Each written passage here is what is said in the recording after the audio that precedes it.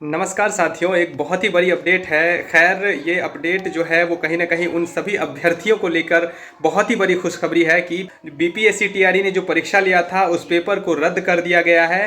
क्योंकि विद्यार्थी जो थे वो बहुत ही शंका में थे इस बात को लेकर कि इस परीक्षा को आखिर क्यों नहीं रद्द किया जा रहा है। क्योंकि ईओयू का भी रिपोर्ट जब सामने में आया था तो उसके बाद जब बीपीएससी का नोटिस जो जारी किया गया था उसमें भी बताया गया था कि बीपीएससी ने क्लियरली बताया था कि हम इस बात को लेकर अभी क्लियरली नहीं बता रहे हैं पेपर रद्द किया जाएगा या नहीं किया जाएगा। लेकिन बीपीएससी को अंततः इस बात को मानना पड़ा कि जो 15 तारीख को जो परीक्षा हुआ था, जो आप सभी को पता है कि पेपर 1 और पेपर 2, ऐसी बातें सुनने में आ रही थी कि पेपर 1 जो है वो लीक नहीं हुआ है। क्योंकि बीपीएससी ने जो बताया था, उसका जो नोटिस जो जारी किया गया था उसके माध्यम से जो वो बता रहे थे कि 15 तारीख की जो प्रथम पाली की जो परीक्षा थी, यानी कि 6 to 8 की जो परीक्षा थी, वो रद्द नहीं की जाएगी, उसका जो है वो पेपर लीक नहीं हुआ है। लेकिन अभी अभी जो बीपीएससी ने अपना जो नोटिस जारी किया है और उसमें बीपीएससी ने क्लियरली बताया है कि जो 15 तारीख को यानी कि प्रथम पाली की परीक्षा और द्वितीय पाली की जो परीक्षाएं हुई थी, उन दोनों परीक्षा को जो है वो रद्द कर दिया गया है।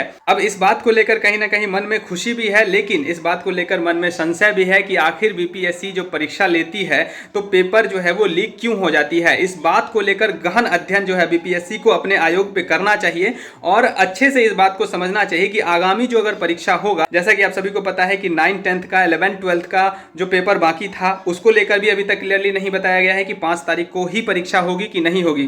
क्योंकि जितने भी हमारे ऑफिशियल वेबसाइट्स हैं बीपीएससी के, उस वेबसाइट्स पे अभी तक जारी नहीं किया गया है कि 5 तारीख को जो 9th 10th का और 11th 12th का पेपर होगा। लेकिन यहाँ पे जो है अभी बात करते हैं पेपर रद्द की, तो पेपर जो है 1 जिसका 6 to 8 का और 1 to 5 का जो पेपर हुआ था 15 मार्च को, उस पेपर को अभी रद्द कर दिया गया है। तो उन सभी अभ्यर्थियों के लिए कहीं ना कहीं एक सुकून है, एक मन में ठहराव है कि चलो इस बार पेपर लीक हो गया, लेकिन अगले बार हम लोग एक बार फिर से अच्छे से तैयारी करेंगे और एग्जामिनेशन को निकालेंगे। लेकिन यहाँ पे आयोग को इस बात का गहन अध्ययन करना पड़ेगा कि आगामी जो परीक्षाएं हो उसमें पेपर लीक ना हो। क्योंकि जो बिहार में परीक्षा होती है या यूपी में परीक्षा होती है, लगातार आप सभी को पता है कि उसमें जो हनन होता है, उसमें जो हानि होती है वो किसकी होती है? वो आप सभी को पता है कि सिर्फ और सिर्फ उसमें छात्रों की ही हानि होती है। क्योंकि समय बदलता जाता है, टाइम बीतते जाता है और अभ्यर्थियों का जो है मन का जो आशंका है वो हमेशा बना रहता है कि हम इतना दिन से तैयारी कर रहे हैं, इतना मेहनत कर रहे हैं, लेकिन जब हम एग्जामिनेशन देने जाते हैं तो एग्जामिनेशन में पेपर लीक हो जाता है।